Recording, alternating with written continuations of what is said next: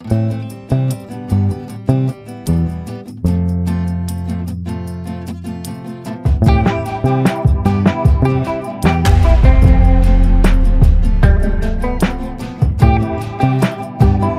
ኒቂያ ተጀምሯል ተኛት የለብንም መጻሕፍቶቻችን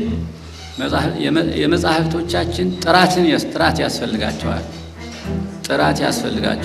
አቡነ ማትያስ እጅግ በጣም አስፈላጊ የሆኑ ነጥቦችን አንስቷል እንግዲህ በሊቃውንት ጉባኤ ያልተመረመረ መጽሐፍ ማለፍ የለበትም በእውነቱ በአዳራሽ ውስጥ የተገኙት ሊቃውንቶች በጭብጨባ ሐሳባቸው ሲደግፉ ለማየት ችለናል ሊቃውንቶቹ ያሳሰባቸው ነገር እንዳለ እንረዳለን ማለት ነው ዝም ብሎ እየጻፉ ወደ መጽሐፍት ውስጥ የሚከቱ ከሆነ በቤተ ክርስቲያኒቷ አውደ ምሕረት ላይ ነው ማርያም ከሌለች ስላሴ የለም ብለው በድፍረት የተናገሩት ይህን ትምህርት የትኛው ሊቃውንት አረማቸው ይሄ በጣም አደጋ ነው የሚሆነው ካሁን ቀደም የተጣመመም ካለ ማቅናት አግባብ ነው እሳቸው እንዳሉት በጣም አደጋ ነው ያሉት አዎ አደገኛ ነገር ነው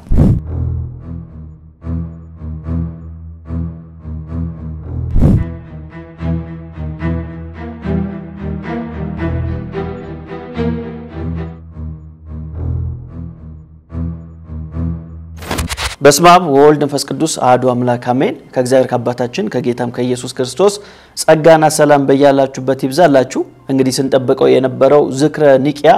በይፋ ተጀምሯል እንግዲህ የኢትዮጵያ ኦርቶዶክስ ቤተክርስቲያን ፓትርያርክ የሆኑት አቡነ ማትያስና ሌሎች ሊቃነ ጳጳሳቶች እንዲሁም መምህራን ሊቃውንቶች በተገኙበት ትላንትና ሚያዝያ 20 በይፋ ዝክረ ኒቂያ ተጀምሯል እስቲ የመግቢያው ንግግር ሰምተን እንመለስ ተኛት የለብንም የመጻሕፍቶቻችን ጥራት ያስፈልጋቸዋል እንግዲህ በሊቃውንት ጉባኤ ያልተመረመረ መጽሐፍ ማለፍ የለበትም በእውነቱ እንግዲህ እንደምታዩት በቃለ ቡራኬ ዝክረ ኒቂያ ተጀምሯል እና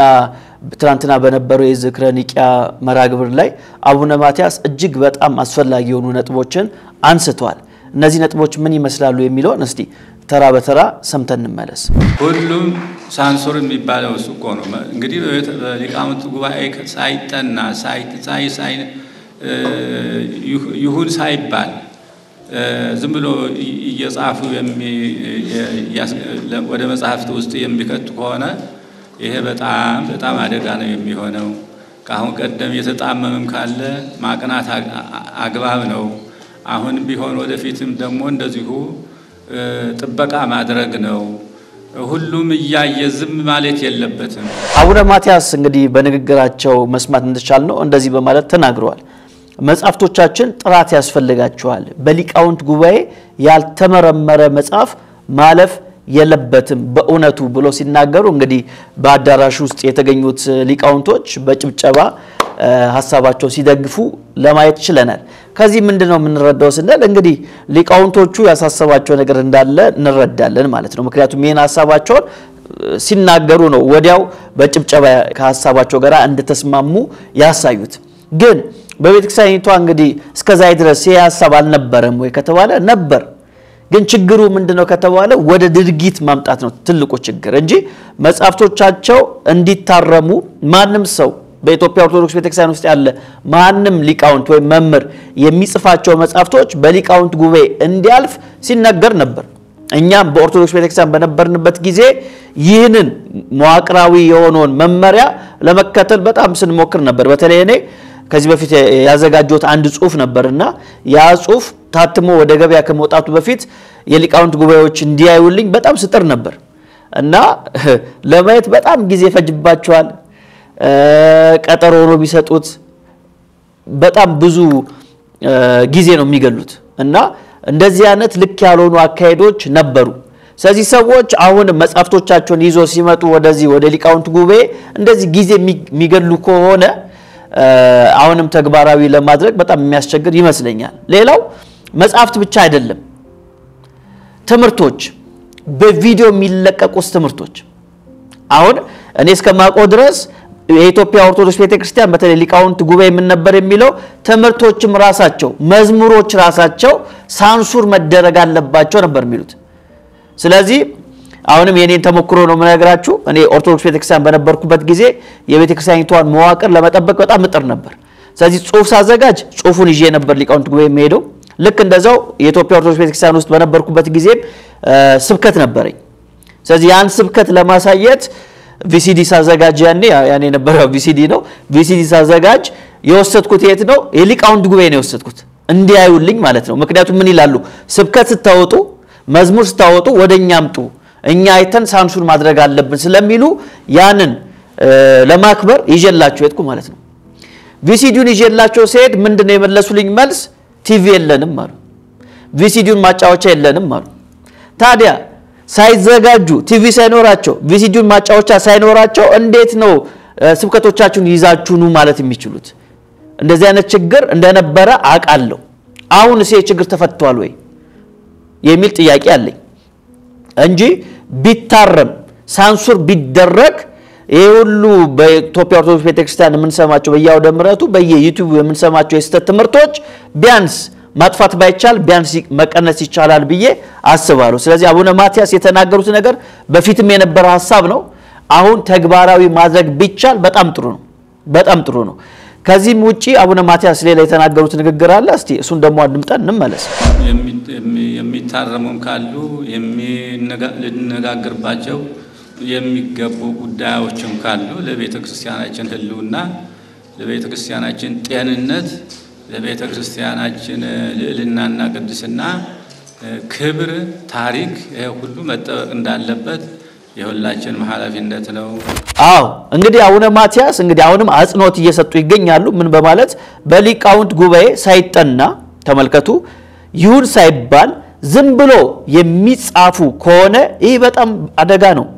የሚሆነው ካሁን ቀደም የተጣመመ ካለ ማቅናት አግባብ ነው ተመልከቱ ካሁን በፊት የተጣመመ ጽሁፍ ካለ ማቅናት አግባብ ነው ሁሉ እያየ ዝም ማለት የለበትም አሉ እኛም እስከዛይ ድረስ ስንጮ የነበረው ለዚህ ነው ቤተክርስቲያኒቷ እያየች እየሰማች ዝም እያለች ነው አንዳንዴ የቤተክርስቲያኒቷን ትምህርት የማይወክሉ ትምህርቶችን በያውደ ምሕረቷ ሲሰጥ በተለያየ ጽሁፎች ሲጻፉ የቤተክርስቲያኒቷ ሊቃውንቶች እያዩ ባላየ ነው የሚያልፉት ለምሳሌ ማርያም ከሌለች ስላሴ የለም የሚለው ትምህርት የቤተክርስቲያኒቷ ትምህርት ነው ወይ ይሄን ማወቅ እንፈልጋለን እኔ እስከማውቀው ድረስ የኢትዮጵያ ኦርቶዶክስ ተዋሕዶ ቤተክርስቲያን ማርያም ከሌለች ስላሴ የለም የሚል አስተምሮ የላትም ግን ይህን ትምህርት ማን ያስተማረው ከተባለ የቤተክርስቲያኒቷ አገልጋይ የሆኑ ሰው ክህነት ያላቸው ሰው እኔ እስከማውቀው ዲያቆን ነበሩ አሁን ቄስ ይሁኑ አይሁኑ አላውቅም ግን ዲያቆን የነበሩ ሰው በቤተክርስቲያኒቷ አውደ ምሕረት ላይ ነው ማርያም ከሌለች ስላሴ የለም ብለው በድፍረት የተናገሩት ይህን ትምህርት የትኛው ሊቃውንት አረማቸው ይህ ትምህርት የኢትዮጵያ ኦርቶዶክስ ቤተክርስቲያን ትምህርት አይወክልም ብሎ የትኛው የሊቃውንት ጉባኤ ነው እርምት የሰጠው ብንል የለም ዝም ተብሎ ነው የታለፈው ስለዚህ ካሁን በኋላ የሊቃውንቱ ጉባኤ ይህን መመሪያ የአቡነ ማቲያስን መመሪያ በመስማት ተግባራዊ እንደምታደርጉት ተስፋ እናደርጋለን ካልሆነ ይሄው እንደምናየው በጣም ብዙ የስተት ትምህርቶች በቤተክርስቲያኒቷ አውደ ምሕረት ላይ እየተላለፉ ይቀጥላሉ ማለት ነው እሳቸው እንዳሉት በጣም አደጋ ነው ያሉት አዎ አደገኛ ነገር ነው ጉዳዩ መንፈሳዊ ጉዳይ ነው ስለዚህ በመንፈሳዊ ጉዳይ ላይ አይቀለድም እያንዳንዱ ካፋችን የሚወጡትን ነገሮች እንደ እግዚአብሔር ቃል መሆን አለበት መጽሐፍ እንደሚናገር ማንም ቢናገር እንደ እግዚአብሔር ቃል ይናገር ስለሚል በእግዚአብሔር ቃል ዕውቀት ላይ የተመሰረተ ንግግር ነው አንድ ሰው ማስተላለፍ ያለበት ስለዚህ ያለፈ የተጣመመ ካለ ማቅናት አግባብ ነው አሉ እኛ ምን ነው ነው የተጣመሙ ብዙ ትምህርቶች አሉ እነዚህን ትምህርቶች ማቅናት አለባትማ የኢትዮጵያ ኦርቶዶክስ ቤተክርስቲያን ይህን ባረከቻለች የኢትዮጵያ ኦርቶዶክስ ቤተክርስቲያን በጣም ለኢትዮጵያ ብቻ ሳይሆን ለአፍሪካ የሚተርፍ ብዙ ሀብት እንዳላት ብዙ ዕውቀት እንዳላት እናውቃለን ስለዚህ ከክርስቶስ ውጪ የሆኑ ክርስቲያናዊ የሆኑ ትምህርቶችን እያረመች እያስተካከለች እያቀናች በወንጌል ላይ ብቻ የተመሰረቱ ትምህርቶችና ስብከቶች ዝማሬዎች ከቤተክርስቲያኒቷ የሚወጡ ከሆነ በቃ ምን እንፈልጋለን ምን ፈልጋለን ስለዚህ ሁሉ ያየ ዝም ማለት የለበትም ብሎ አቡነ ማትያስ እኛም ዝም ማለት የለብንም ነው እስከዛይ ስንጮ የነበረው ይሄ ለምእመኑ ቤተክርስቲያኒቷ ለህዝቦቿ ማሰብ አለባት ማንንም ሰው እየፈለገ ለምሳሌ ጸበል ቦታ ላይ የሚደረጉ ነገሮች አግባብ ናቸው ወይ ብለን ምን ጠይቅ አይደሉም አንዳንዱ ጸበልተኛውን እየገረፉ እየመቱ ከዛ ሲያልፍ ደግሞ በእግራቸው ራሱ እየረገጡ ነው የሚያጠምቋቸው አጥማቂነን ባዮች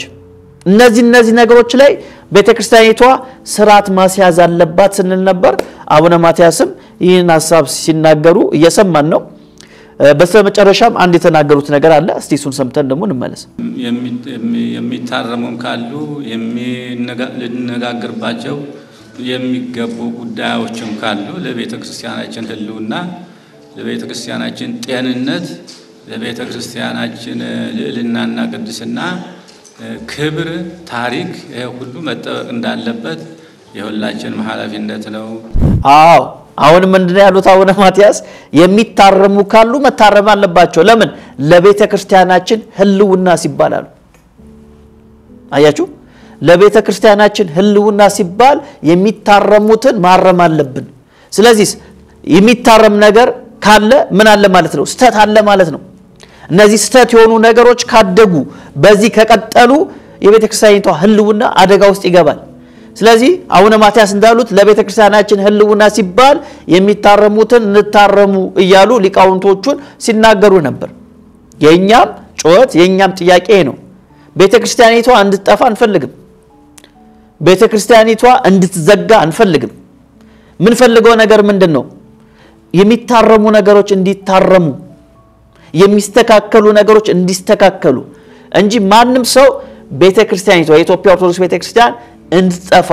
የሚፈልግ ሰው የለም የሚፈልግ ሰው ካለ እሱ ክርስቲያን አይደለም ምክንያቱም ቤተክርስቲያኒቷ ለሀገር ብዙ ነገር ሰርታለች ብዙ ዕውቀት አላት በመንፈሳዊውም ብቻ ሳይሆን ለሴኩላሩም ዓለም የሚጠቅም ብዙ ዕውቀት አላት ስለዚህ እነዚህ ነገሮች ግን ያለ ክርስቶስ ከንቱ ናቸውና የክርስቶስ ማዕከል ያደረጉ ስብከቶቿን ይዛ ደግሞ ቤተክርስቲያኒቷ እግዚአብሔር የሰጣትን ዕውቀት ተጠቅማ ወደፊት መሄድ ከቻለች ለሀገርም ለሃጉርም በረከት መሆን ትችላለች ስለዚህ ለቤተክርስቲያናችን ህልውና ሲባል የሚታረሙት ነገር ይታረሙ ያሉት አቡነ ማትያስ ንግግር አሁን የሊቃውንቱ ጉባኤ ጊዜው አሁን ነው ወዲያው እንዲያርሙ ሰት የሆኑ ትምህርቶችን እንዲያወጡ መጻፍቶች ሲባሉ በነገራችን ላይ በደም ስፔሲፊክ መደረግ አለበት አሁን እዛ ላይ ስፔሲፊክ ተደርጎ አልተነገረም መጻፍቶች ተብሏል አሁን የሚጻፉት መጻፍቶች ብቻ ነው ወይ መሆን የለበትም ገድላቱን ድርሳናቱን የአዋልድ መጻፍቱም ድጋሚ ሊታይ ያስፈልጋል ድጋሚ ሊታረም ያስፈልጋል ከዛ በኋላ ከታረመ በኋላ ለምሳሌ እንደማሳያ ገድል አቡነ ተክለ ሃይማኖት የአቡነ ተክለ ሃይማኖት ገድል በቤተክርስቲያኒቷ ትምህርት መሰረት ድጋሚ ሊፈተሽ ያስፈልጋል ታይቶ ታርሞ አይተኗል አርመኗል ይህ ገድል እኛን ይወክለናል ብላ ቤተክርስቲያኒቷ እንደ አዲስ ማሳወቅ መቻል አለባት ካልሆነ ተመሳሳይ ችግር ውስጥ ነው ቤተክርስቲያኒቷ የምትገባው ስለዚህ መታረም ያለባቸው መጻፍቶች ሲባሉ በፊትም የተጻፉት እሳቸው እንዳሉት የተጣመመ ካለ ማቅናት አግባብ ነው እንዳሉት የተጣመሙ ያሉ ያዋልድ መጻፍቶችን ድርሳናትን ገድላቶችን ከቤተክርስቲያኒቷ ትምህርት ከዶግማዋ ጋር የማይስማሙ ትምህርቶቿን ማረም አለባቸው ይህን ካደረገች ቤተክርስቲያኒቷ ትልቅ ውስጣዊ የሆነ ታድሶ ያካሄደች መሆኗን መገንዘብ እንችላለን ስለዚህ የመጀመሪያው ቀን የነበረው ዝክረ ንቅያ የተሰኘው መራግብር በጣም ዋናው ፖይንት ይሄ ነበር እንግዲህ ደግሞ ቀጣይ ደግሞ ያለውን ሐሳብ እንደዚሁ ደግሞ አስተላልፍላችኋለሁ የአብ ፍቅር የወልድ ቸርነት የመንፈስ ቅዱስ ጸጋ ከሁላችን ጋር ይሁን